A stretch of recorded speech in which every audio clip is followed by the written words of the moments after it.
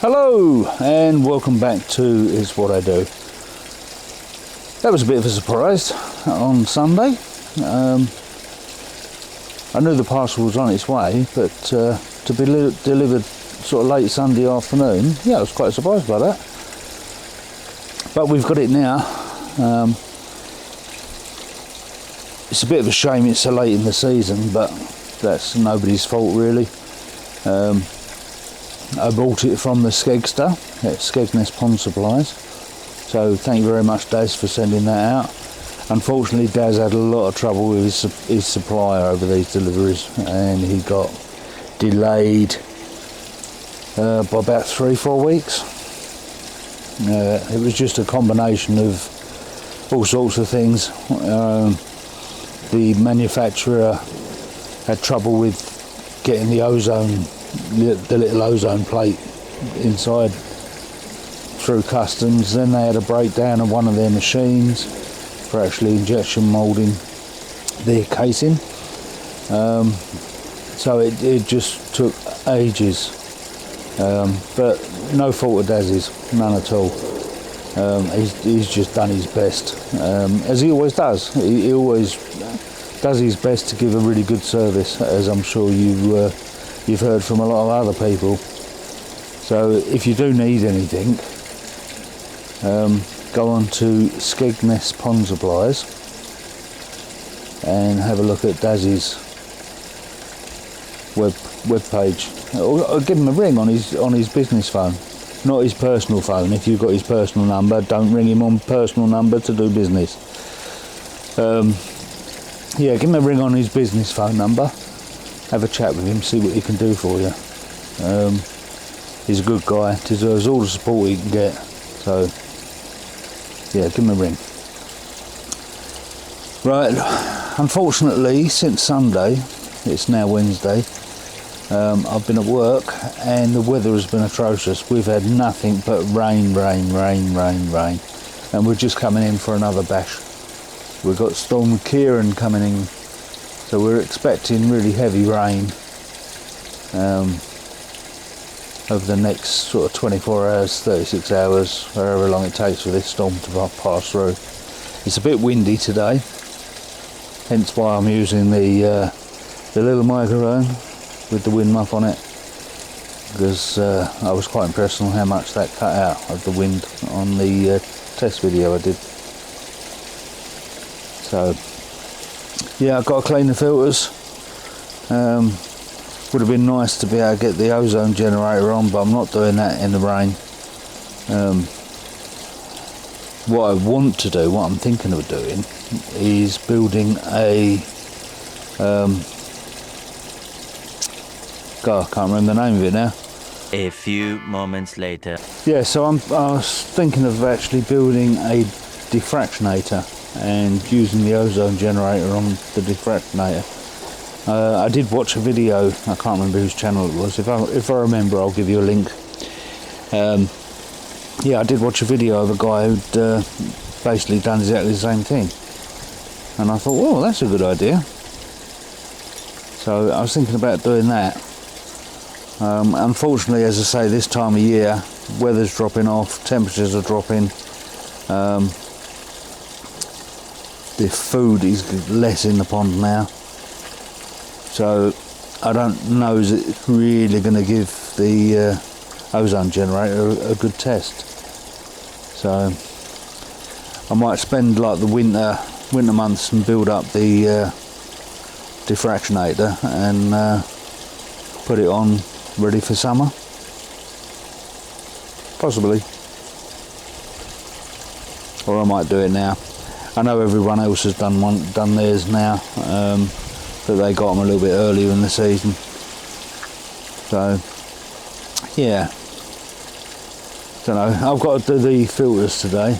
I really do need to get those done before it starts raining. So I'm going to get those kicked off, and I'll come back to you in a second.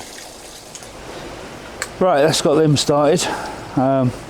I'm going to move this camera indoors in a second. I might use the little Osmo Action, because the weather out here looks really unpredictable, and unfortunately this little camera is not weather sealed. So if it rains and gets rained on, the water would get in the camera and basically knacker it, and I don't want to do that. So I'm going to shut it down, move it indoors, and might do a little bit more filming when we get in there. So I tell you, we're in November and we've still got flowers on the begonias. Incredible. Absolutely incredible. But I don't think it will last much longer, because the temperatures of the night time are dropping really low now. We've only got to have a hard frost and that'll just kill them all off. So won't be long before we start putting them away again and bringing them out for next year, and see what we get survive for next year. But I'll give you a quick look as I take the camera indoors, so bear with me. There we go, that's the first one. That's the little one. We've had that one going now 3 years, 4 years, might be, I don't know, something like that. And then we've got a load down there. Unfortunately it's a bit difficult to get too low with the camera because it's sitting on a tripod at the moment, so trying to get the tripod down that low, not easy.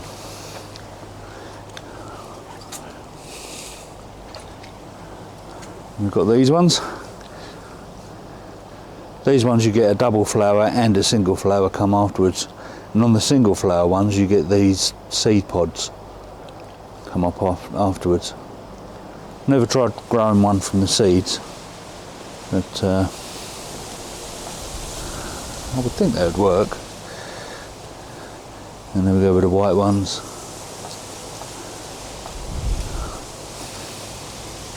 And so, considering the time of year, it's still doing pretty good out here.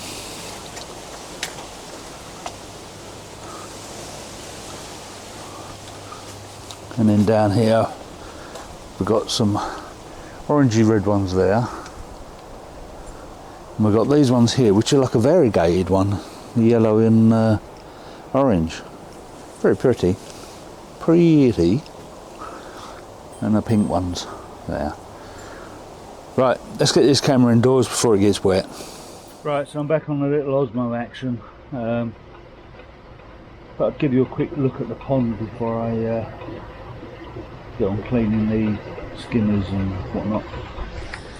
So yeah, there's the pond. Looking pretty good. The fish are okay, although I have seen a couple flash recently. So it might be worth doing a scrape on them at some point. Nothing too excessive. I mean, you can see they're not flashing now, are they? But I have seen a couple little flashes and whatnot. But they seem to be doing okay. The Kahaku fell with her nose or something and got like a blob on her nose. I wasn't sure whether it was carp pox or just whether it was where it's healing, but it seems to be going down. So I don't know if you can see her under there, can you? Yeah, it seems to be going down, so hopefully that'll all be back to normal soon. It's getting to be a big girl, that one.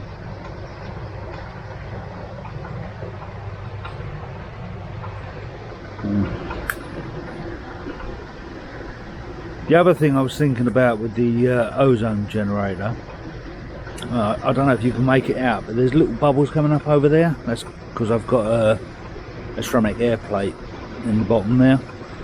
I was thinking about putting it on that, but I need to find somewhere to put it so that it's out of the rain, out of the wet, because you don't want that ozone generator getting wet. They're not waterproof. Well, I say they're not waterproof. You're probably okay, sort of splash proof or something like that, but you don't want water going inside it, because that'd just ruin the actual ozone plate itself. It might fit underneath there, next to the air pump. That doesn't get wet under there. Might fit under there, over the back there. But it's not the weather to start pulling it apart and looking. So see, the outflows are on the go. Just giving them a little bit longer bore on the first one, then I'll drop them, do them another couple of times through. The actual outflows are not getting as dirty as they was, because obviously I'm not putting as much food in.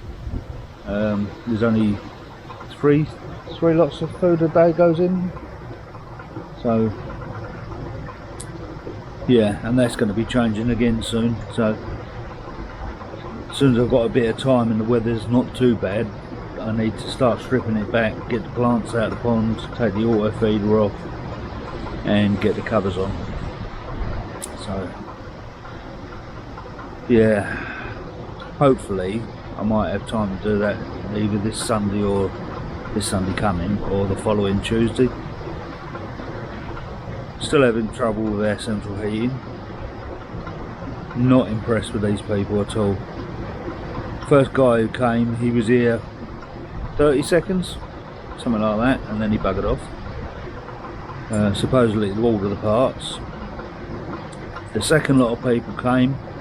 Unfortunately I'm at work, so just leaves the missus here, and they basically just take advantage. So they look at it and say, no, we can't do it because all this stuff's in the way, this, that and the other, and whatever, and they buggered off.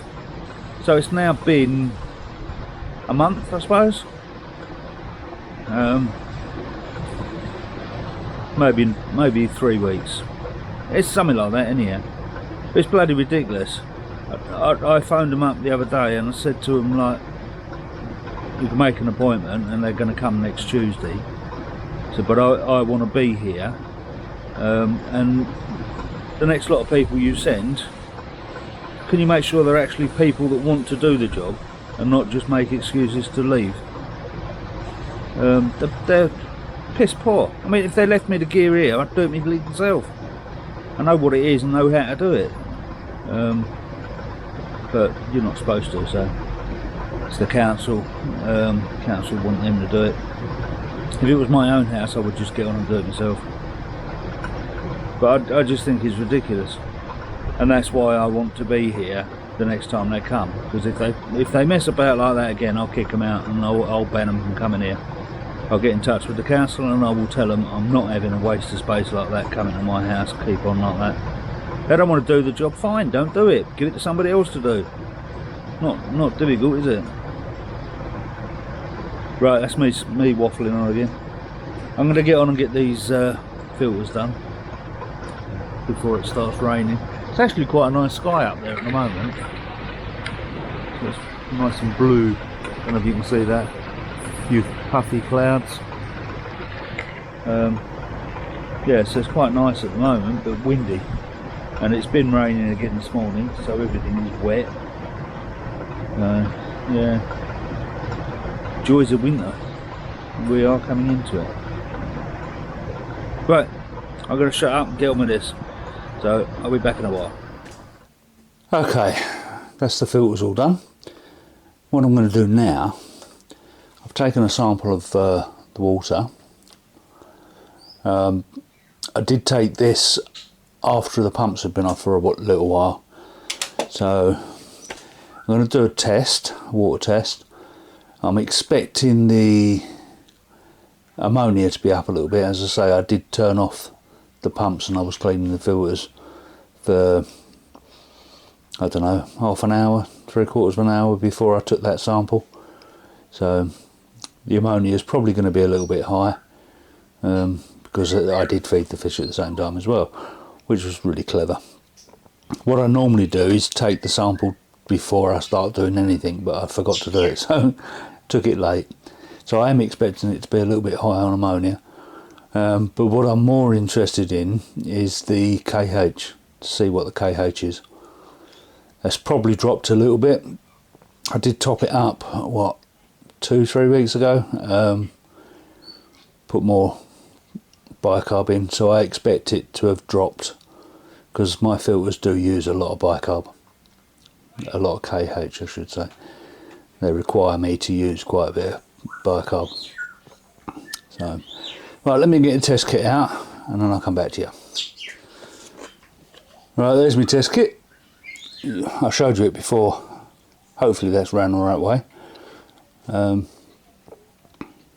If not, I'll have to reverse that. But that's the test kit. I'm going to sit and do the tests now, and I'll come back to you and I'll show you the results when they're done, because I can't angle the camera far enough down for you to see me actually doing the test, but I'm sure you all know how to do that anyhow. KH. Now this is the same as a lot of them. It's try and get it to come into focus again. There you go. It's a count on the number of drops for the degrees of hardness. So we'll give it a shake.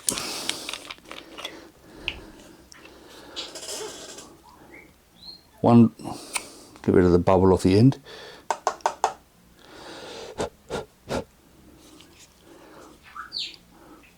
First drop should go blue. Yeah, so that's gone blue. Right, so that's one drop, nice and blue. For some reason we're not focusing very well at the moment, I don't know why.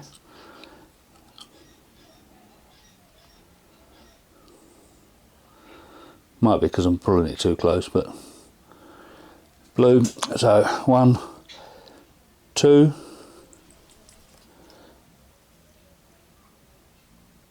3, 4,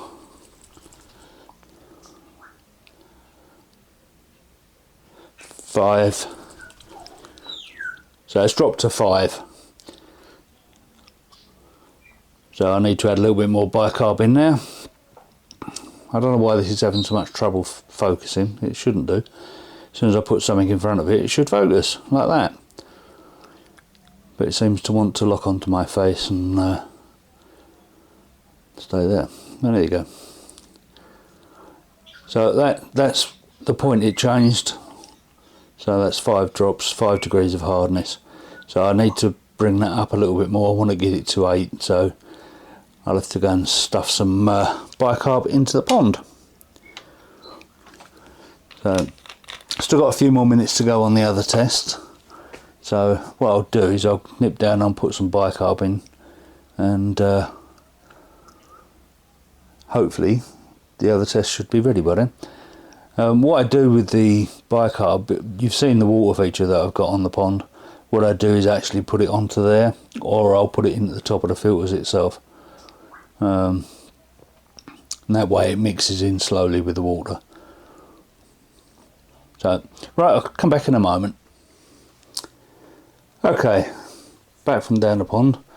Time is up on the tests. So we've got the ammonia one. Just try and get this focus on my hand.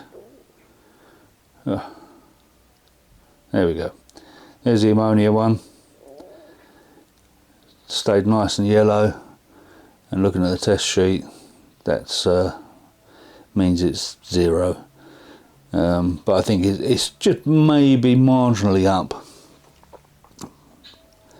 but certainly only a fraction. So,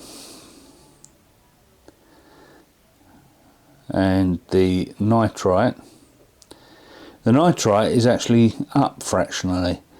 It's not the pale blue that it normally is. It's got like a slight, very slight mauvey tint. Not up to the first mark on there, which is 0.25. So somewhere between 0 and 0.25. So I'd say it's probably about 0.1, which is okay. Not too terrible. Not quite sure why that would be. Normally it's the ammonia that spikes a bit. The nitrate is normally pretty good, but it might just be where it's been cold for a while. So it might have been that caused it. Right, my battery's about to run out on this camera, so I'm not going to do any more. I've probably waffled on long enough, so I'm going to leave it there for now, and I'll try and work out how I'm going to do this defractionator and try and get that sorted out. So, right, thank you very much for watching. Hope you enjoyed that. I know it wasn't a lot on there, but should be okay. And hopefully I'll see you on the next one. So, bye for now.